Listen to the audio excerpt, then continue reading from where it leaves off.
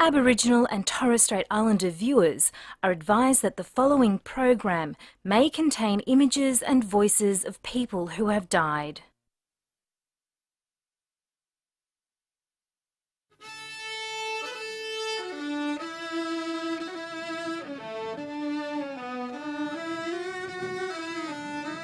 I always remember Ralph Gibson, the great photographer, saying that it takes half a lifetime of experience to become a photographer, let alone a good photographer. One of my aims with the large format photography is aiming to be a master photographer. Meaning in photography is everything. No matter how simplistic the picture may be, it's got to mean something to you. There's a very specific reason why I need to be there. You know, I just can't go and walk out and take a pretty picture of a landscape. Now, if people pick up that same picture in 50 years' time and still get some kind of meaning to that picture, then it's a great picture.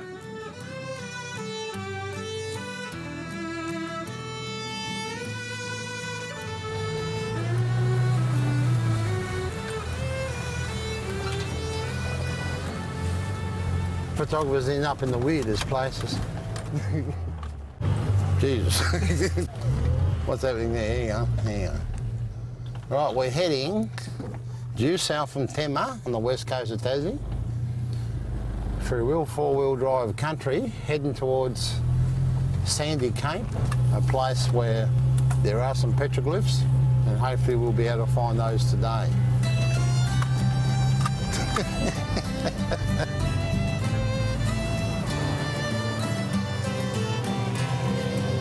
When I talk about art, art for me is always in the pursuit of it. It's always the making, the doing. We're soaking a little in, we're responding, and I guess for most landscape photographers as well, we're really trying to find our place within all that.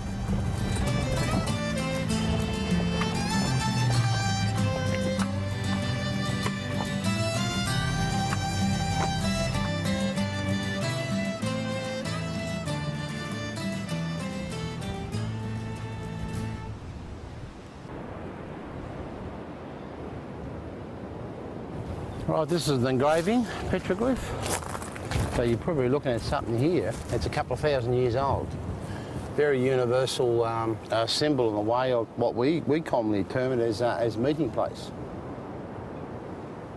This proves that I'm here. The very fact that these marks are here proves that, you know, I exist too. You know, I exist today, and I am a Tasmanian black man standing on, you know, blackfella country, Aboriginal country. For many decades, since the 1900s, was known as the extinct race. But again, the reason for this whole project, it's about reconstructing or retelling and rewriting a history. It is true as we know it.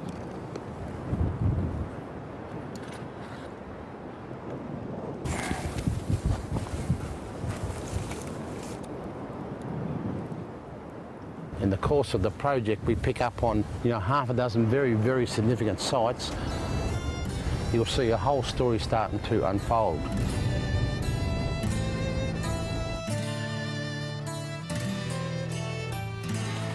See that picture there, Dale? Yeah. That's amazing, the difference in the light from that picture to that picture. Yeah. Is that the same? Is that the picture that's going in the project? Yeah, sort of halfway through the year, I got the indication that the Museum of Contemporary Art wanted to represent my work in a major photography biennale in France, in Paris. So the opportunity of being able to have your work in a major European show in one of the hubs of European photography, Paris, it's just an incredible opportunity, honestly. I think it's every photographer's dream to work on a long-term documentary project. For me, it's pretty exciting and what I consider really the most important major work of my life, of my career, in fact.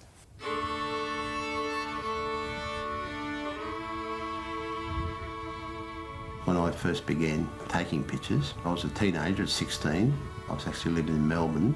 I was taken from high school here in Tasmania and recruited by the Hawthorn Hawks. So I began my football career there. And that's where I got introduced to photography. During the course of that, I just simply answered an ad in the paper for a darkroom assistant. And by 2.5, almost 3 years, I just basically really got homesick for Tasmania. When I returned home, I began sort of drinking quite heavily in the community. Began drinking so much that it became a very normal part of our life. You know, from the late 80s to the late 90s, I was just a dead set alcoholic. But, you know, for several years, I didn't know what to do about it. And ironically, I was doing a photographic project called Urban Diary in Melbourne and around St Kilda. And some nights I'd walk home fairly drunk with the camera in hand in the backpack. So I became from the point of view of a recorder and a viewer, to an active participant. And that's not good, it wasn't good. But anyway, during the course of that project, I simply walked around the corner, straight out of the park, and asked for a bed in a Koori Men's Rehabilitation Centre in St Kilda. In fact, there's some good friends too along the way in Melbourne, you know, some close friends who, and I'll never forget one who said, invited me out for tea and sat down and said, look, Ricky, if you really want to live, live. And there's that fear factor, of course. You think to yourself, oh, what am I going to do in my life without alcohol? But that changed because I knew what would happen. I'd have to put everything I had into my work. Photography really did save my life. It saved me.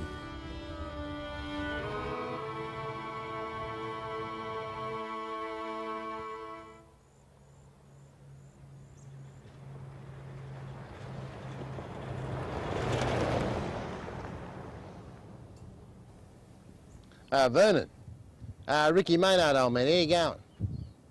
How did we go about getting down into Cape Grim? Well, Vernon says, you know, there's no go down there. Oh no, don't listen to what you hear all the time. Just there's a number to ring. Just go down there and see if you can get on. And if they don't, you just keep walking in. Yeah. Just walk on through to some walkabout, old man.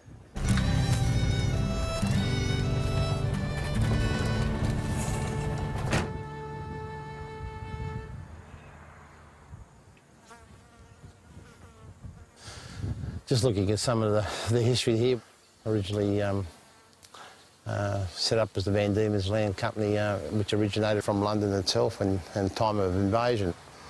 So we're just going to hit it today and hopefully we'll find one of the Aboriginal Heritage officers actually working and doing a survey with the big windmill farm up here.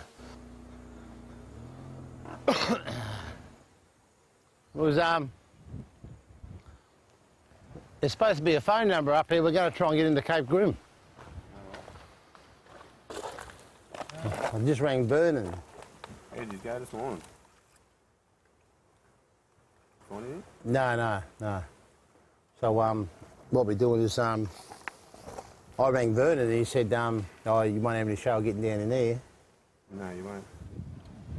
Oh, look, we'll see how we go. Yep. And so we'll catch you later on tonight? Or? Yeah, we'll be out that way, man, yeah. I want to have a talk to you though first time, mate. Yeah, righto. Yeah, there's a few issues, mate. Yeah, righto. Yeah. I'm the person in the community who's a cultural heritage officer that knows basically most about these sites up here. Yeah. Okay? This is what we can't understand, why you didn't source me or somebody from in the community at the very beginning, and why, I mean, you're up here for a long time looking at cultural heritage sites.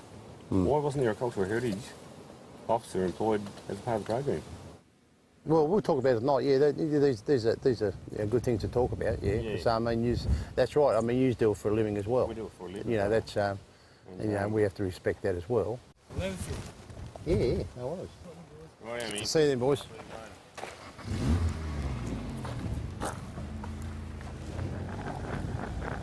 Probably the greatest hardship is being able to deal with community issues while you're actually doing the project. And that's why, you know, you can safely assume that if you set out to do a 6-month community project, you can almost guarantee it'll be a 12-month project. That's always the case.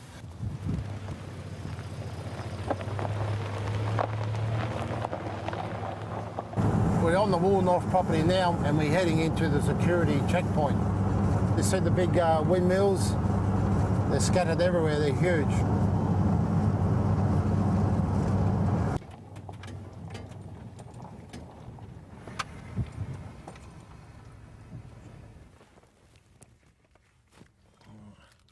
Oh, hello. Yeah, I'm just down at the front gate, and oh, listen, I just want to know the possibility of getting down into Cape Grim and taking a picture.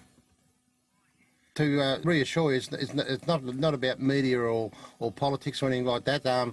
No, the work that I actually do is about Aboriginal education, and you know, it's pretty clear. It's not enough to do with the other sort of community issues. And yeah, okay then. There shouldn't be too much drama, he says. Unreal. See, sometimes you just have to play the game to get in the front door. Yeah, look at this.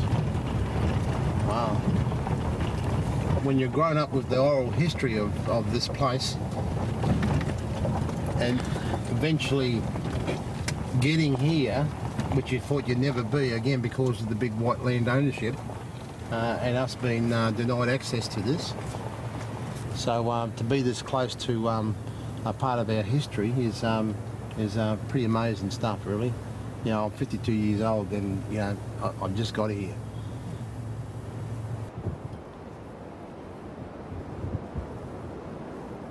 This is a very sad story place in our cultural heritage. Our ancestors in fighting with landowners who came here in colonial times, they were actually driven over these cliffs, men, women and children, in the days of colonial occupation.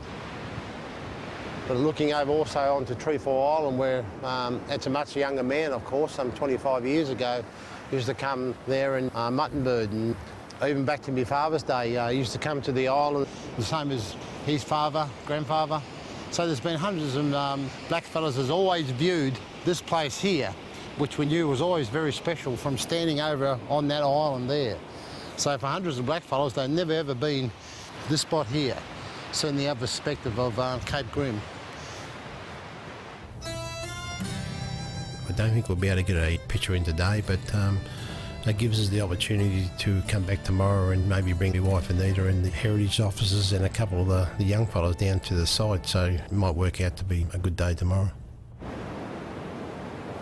Shay will be able to say, I was there with my dad. Yeah. My dad, first time there in his life. Yeah, yeah. He can pass that on to his little fella. Yeah. He'll be one of the lucky ones that sort of won't have to pick that book up. No. You know what I mean? Yeah. So, and important to me too that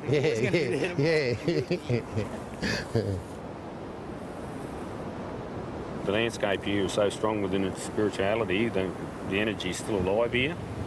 You travel around other parts of Tasmania here and it's like you feel that the spiritual energy in the land's dead from a lot of the land uses these days. Yeah, and this area is very strong in cultural sites, especially this place, Premagana, the mountain here. It's always been a special place for me. It's like recharging yourself with a battery charger every time you come here. And you've been away for a while, and yeah, it sort of lifts your energy and your spirit. Now, since I've got those wind turbines up there on the cliffs up there at Cape Grim, it's actually taking away the spiritual landscape. It's interfered with the spiritual landscape. It's really, you know, it's disheartening to see that. I've got a family as well, and I'm a cultural heritage officer, and I protect my cultural heritage. I've had to work on those big projects to protect my cultural heritage. Also make a living for my family. Yeah, it's really hard as a brother to stand here and look at that image there now, today, knowing that I've actually worked on it, and I've worked on it for the right reasons, to protect my cultural heritage. And yeah. Oh, these are the guys that was through yesterday. We was going to take a picture down at Cape Grim. We had a good talk to Tim, and everything was fine. Yeah, because I actually asked him yesterday, I said, look, can I come back, if it's not right today, can I come back? And he said, yeah, that's fine, because I told him about the whole project, and that sat fine with him. Yeah, just I'll have my wife and kids with me today, that's all, because they'll probably never get to see it again. And where are we going today, Uncle Rick? We're going to a very special place today, young fella. Going to go down to Cape Grim. Yep. And we'll pick your father up on the way. Yep. And he said it was very important that you're with him today on this site. one of the old people's sites, and actually in history it was an old massacre site too as well. So it's important that you get down there today with your father, and we'll say a few respects for our old people, eh? Yeah. We should kill them back. Yeah. Bit late now though. Yeah, it's close. Yeah.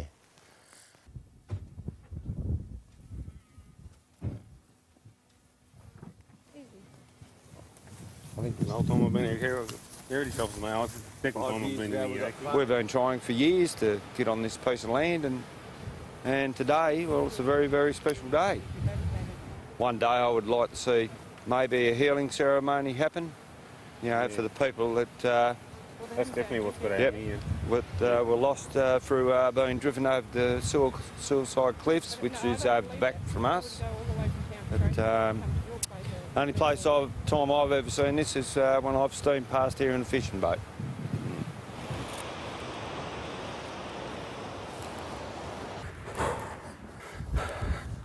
It's a very heavy camera, but for this shot I don't care if it kills me. You've got to get this picture.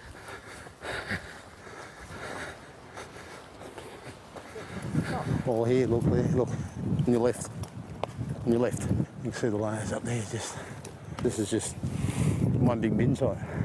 It's probably, you know, thousands of years of occupation here, in this part here. See all through there, you see that layer through there.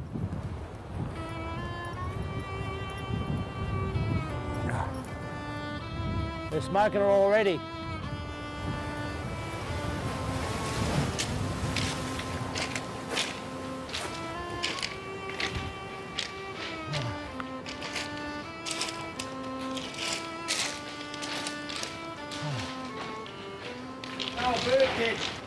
Hey? No, mutton bird dead, and we put him on and we leave him up to smell where all the fruit goes. Oh, yeah, yeah.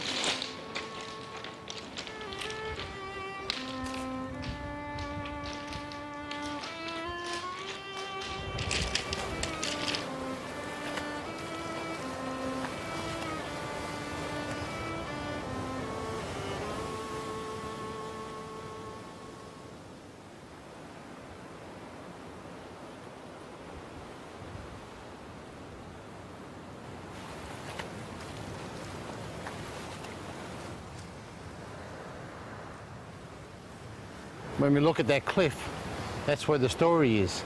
But it's more than that. It's about the way people came and lived and hunted and gathered and camped there, you know. So you got to... And it's more for me as an Aboriginal person about that experience than besides the sad story that happened.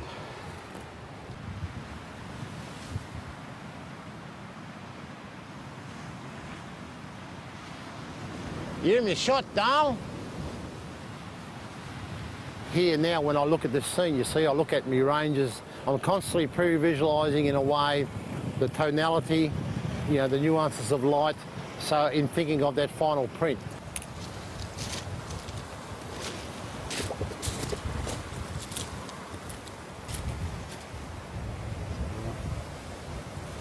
Just waiting for a bit of movement down here.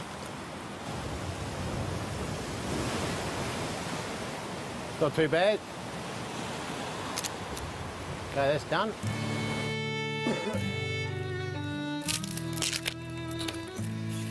Let's use up this dry stuff. Looks like our fire's going out. Now just got to sit something there so that doesn't swing back, because yeah, I will. Something near the edge of this up there, see? Yeah, like. Yep, perfect. It'll be nice when they're cooked. Mm.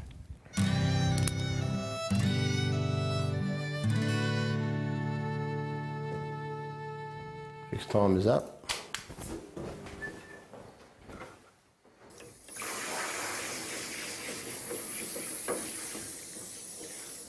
This one here is Cape Grim.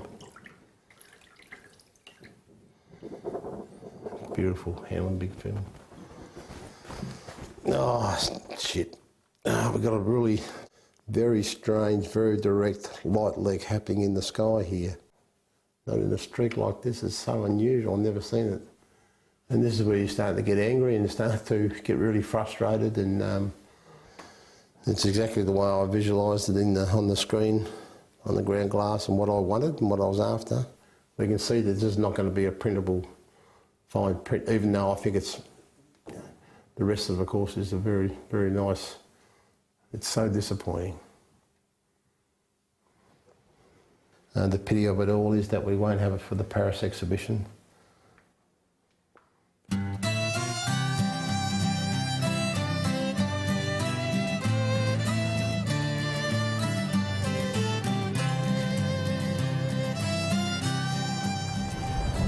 Coming in now to a favourite viewpoint, looking back down onto Prima Gunner.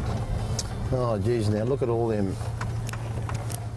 bloody windmills there. That's a real problem. I reckon we're going to have to get right down into those lower paddocks now, without a doubt. Well, in fact, we've got no choice now. Geez, look how big them windmills are now. Of course, the whole point of this picture is the fine line of the mound itself. It's a high place of ceremony. Ceremony took place on those peaks. I think we'll have to go right down into there. So we're down at ground level now, and of course we got rid of the most of the windmills. I don't know whose farm. It's private property, of course. I'll have to find out a bit more if we need to get down there.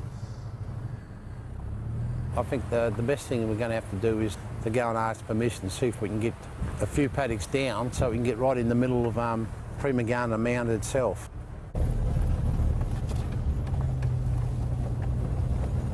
Oh, look at that beautiful stone house.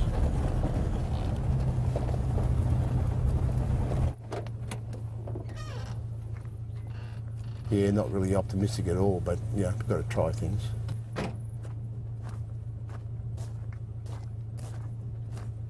We just got permission off the caretaker to come in and talk with the farmer who's actually in Hobart at the moment. No, look, that's that's not a problem, mate. In respect, it's about doing the right thing, and look, that's fine, mate. We'll just take the track down there and just see how we go down there. We should be able to get a picture down there. There was a bit of an issue that he was frightened if we started taking pictures from that viewpoint, that perspective on his property, that people might get suspicious and want to come photograph from that same spot too in the future. So, right. Well, I mean, it's not really a sort of a real valid excuse, but he did say at one stage that look, I got on well with you fellas, but it was only until recently. So I sort of left it at that in a way. So something might have happened politically. Might have too. Yeah, I just left it at that, really. Yeah, right. You can't do much else, can you? You can't. So you got to get in this place. So basically, we'll just go down the track today and just see what we look like from that angle.